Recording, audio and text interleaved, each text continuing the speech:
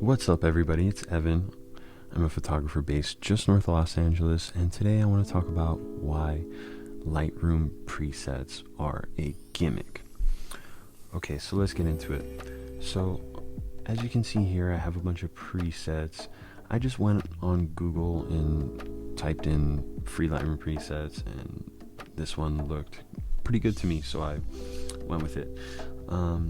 And down below here, I have a range of images with different lighting conditions. Some are backlit, some are lit with gels, some are outdoor, some are indoor. Just to kind of show you how different looks are affected by presets. So let's go into the first one real quick, and I'm gonna put my edit to the side of this just so you can see what mine look like as opposed to the presets. Okay, here's the monochrome. A little over sharpened, doesn't look horrible though. And keep in mind, this is an unedited version of the picture. I would obviously have to clone out some stuff and crop in and all that. Okay, so that doesn't look horrible. Bad. Not horrible. Okay. So really there's two, maybe three that I would even think about using for a base. So let's do this one. This is probably the best one. So as you can see on the right hand side here, once you click the preset, it chooses the settings for you. And this is what I don't like. Now, when you, for example, I shoot with Fujifilm GFX system, and on Capture One, you get the film emulation profiles. It's kind of a similar thing, right? But the difference is with those profiles, you're not messing with the actual settings.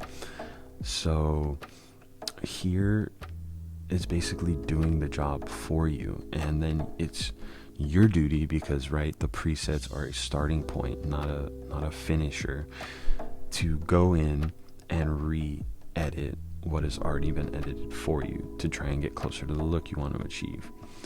So okay, I would up the contrast, up the exposure a little bit. The highlights are okay how they are. The shadows, whites, I keep right there. The blacks, I bring them up, and then do not need all this clarity at all. In fact, like right there, maybe 6. Okay. So the vibrance, it looks a little washed out. Saturation, let's bump up the reds here. Oops.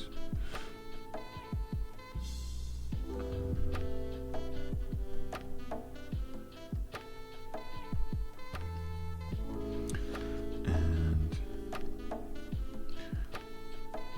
they didn't really mess with this too much.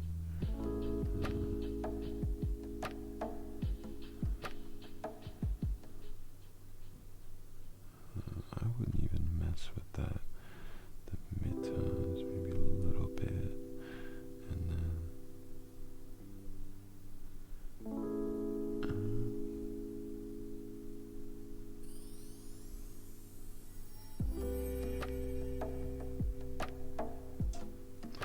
okay, so as you can see here, I pretty much just went in and redid everything that the preset did for me, and that was before, that was after. I like the after better. It's totally different from the before. So what I would say is, based on my experience, it's better to really hone in on the editing tool itself rather than to use presets, and for beginners especially, because you're not really giving yourself a chance to learn what the sliders do, And if you want to have total control over your images, that's the number one thing I would suggest. Let's just do one more image. Let's do like an outside image. This is a film photo, so it's kind of it kind of already has a look to it that I like. I wouldn't really mess with the editing too much. I'd probably just fix the composition. I mean, this is all gonna look pretty HDR. And this one looks okay. I actually think this was the film preset. That's what they marketed this one as. But it looks better before a preset's even put on it. So I would just leave it, and I would go into Photoshop for these images and really fine tune them in there. But let's do one more image actually.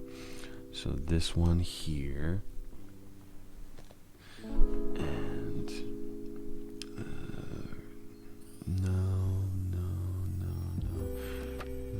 this one is kind of okay, but it's really desaturated, and we're kind of blending all the colors together here, and that's something we don't want.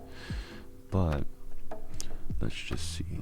Okay, the highlights are way down. Let's get them up a little bit. Contrast, always good.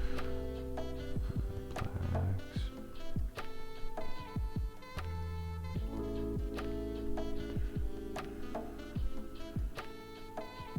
Yeah, see how much of the saturation was taken out? That's a little crazy. Let's get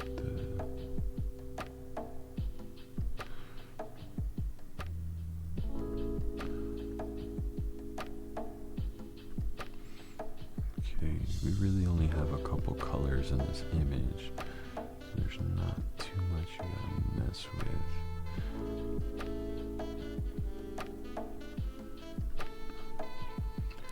And when I edited this photo, I kind of went for like a painting type of look, because the concept was kind of to fuse like a modern stand up with like a medieval gesture.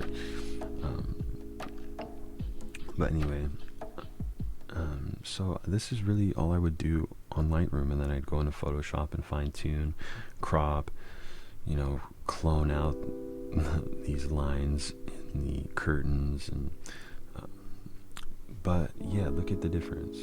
Where was it? It was this one. I mean, it's day and night. I just went in and fixed everything. Now, obviously, the look that you want to achieve is going to be different from the look I want to achieve, but hopefully you're starting to see a trend that the best thing that you can do is be in total control of your image. And when you use presets, you're giving up that control, or you're just redoing what somebody else already did. And when people make these presets, these are geared towards images that they've created, and specific images that they've created. And so even the people making the presets, they can't use the preset on every one of their images, because depending on the lighting condition and the exposure, it's gonna look better or worse. Now, like I showed you the film photo, none of the presets really looked good on that one, and the first photo, only the first two presets really looked good. Now we're looking at the third photo, and I found number 5 to be somewhat acceptable, but I totally went in and changed the look. So hopefully this helps give you some insight. If you're interested in seeing my editing workflow and how I really hone in on the images and make them look like the, for example, finished product of this image, let me know in the comments down below. I just wanted to also take a moment to thank everybody who has supported me thus far. the subscriptions that I've had, the likes and comments. I appreciate all of them. I appreciate the constructive criticism, and I'm looking forward to making more videos. If you like this, please subscribe, and we'll see you in the next one.